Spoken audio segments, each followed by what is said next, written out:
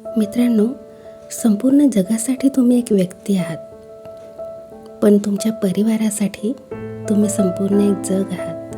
नमस्कार, मनबोलीमध्ये तुम्हा सर्वांचं मनापासून स्वागत आहे. आजची कथा आहे एका पितापुत्राची, जी नक्कीच तुम्हाला विचार करायला भाग पाडेल. एक दिवस वडील दररोजच्या प्रमाणे थकून भागून घरी आले. दाराची बेल वाजवली तर त्यांच्या छोट्याशा 5 वर्षाच्या मुलाने दार उघडला आणि आपल्या पप्पाला बिलगला आणि आपल्या आईला जोराजोरात आवाज देऊ लागला, मम्मी पप्पा आले, मम्मी पप्पा आले.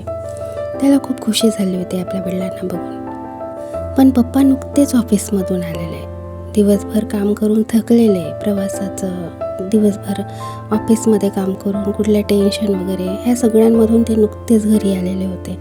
आणि ते आपल्या 5 वर्षाच्या मुलाला बाजूला सारून म्हणायला लागले की, काय तू लहान मुलांसारखं बोलतोयस. एक वडील आपल्या 5 वर्षाच्या मुलाला म्हणत होते की, लहान मुलाला की तू काय लहान मुलासारखं बोलतोयस. तरी पण मुलगा ऐकला नाही. लहान होता तो शेवटी. तो आपल्या पप्पाच्या मागे मागे जाऊ लागला. पप्पा जिथे जातील तिथे तिथे त्यांच्या मागे मागे जायला लागला. पप्पा जाऊन हॉलमध्ये सोफ्यावर बसले. मुलगा त्यांच्या मागे गेला. पुन्हा त्यांच्याशी लाडीगुडे लावून बोलू लागला आणि म्हणायला लागला की, का पप्पा तुम्ही दररोज उशिरा येता, लवकर का येत नाही, माझ्यासाठी एखादी वस्तू का आणत नाही, हे का करत नाही, ते का करत नाही, माझ्याशी खेळत का नाही. अशा बऱ्याचशा गोष्टी तो आपल्या वडिलांसोबत बोलायला लागला. वडील म्हणाले, काय रे, मला कशाला त्रास देतोय, काय झालं, काय पाहिजे तुला. मुलाने म्हटलं की, पप्पा मला ना तुम्हाला एक प्रश्न विचारायचा आहे, त्याचं उत्तर द्याल का.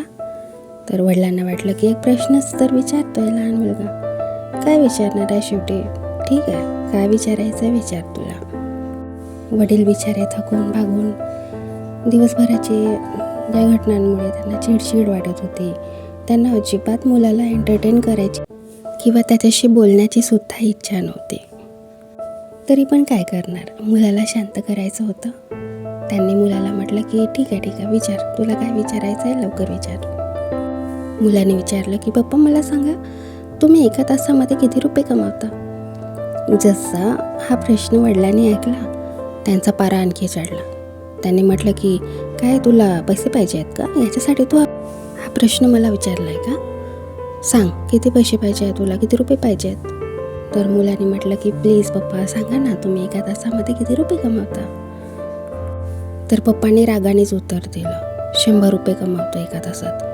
तर मुलाने म्हटलं की, पप्पा तुम्ही मला तुमच्या 100 रुपयापैकी 50 रुपये उधार देऊ शकता का. तर पप्पाला खूप राग आला आणि त्याने म्हटलं की, काय फालतू प्रश्न विचारतोय, चल जा इथून. पप्पाने त्याला ओरडलं आणि तिथून घालवलं. मुलगा रडत रडत आपल्या रूममध्ये निघून गेला.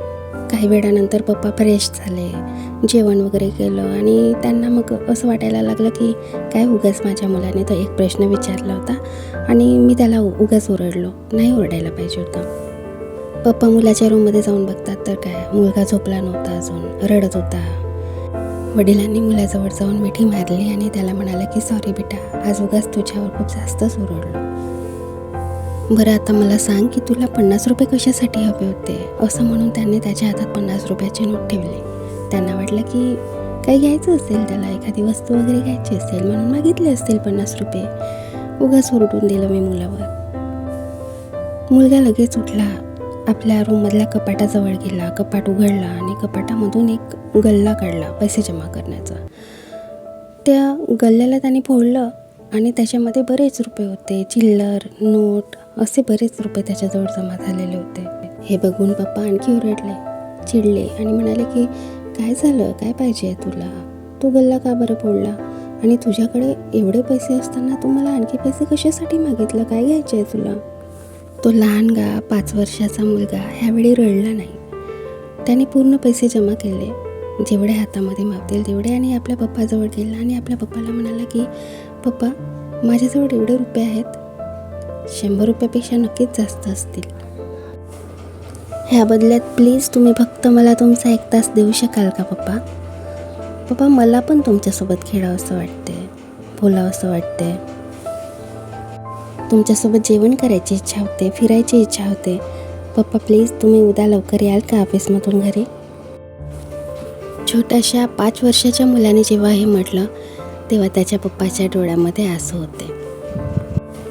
कितीदा ह्या धकाधकीच्या आयुष्यात, धावपळीच्या आयुष्यात आपल्या लोकांना आपल्याला आठवण करून द्यावी लागते की आम्ही पण आहोत आणि संपूर्ण जगासाठी तुम्ही फक्त एक व्यक्ती आहात, पण आमच्यासाठी आमचं संपूर्ण जग फक्त तुम्ही आहात. आयुष्यात नेहमी एक गोष्ट लक्षात ठेवा की आपल्या करिअरच्या मागे, आपल्या लक्ष, उद्दिष्ट, ध्येय यांच्या मागे धावता धावता एवढंही समोर नका निघून जाऊ की आपल्या फॅमिलीपासून, आपल्या स्वतःच्या लोकांपासून, आपल्या जीवलगांपासून आपण दूर होऊन जाऊ. आपल्या जवळच्या लोकांना वेळ द्या, थोडा वेळ त्यांच्याशी घालवा आणि त्यांना जपा. तर आजची मनबोली तुम्हाला कशी वाटली हे मला नक्की कळवा. धन्यवाद.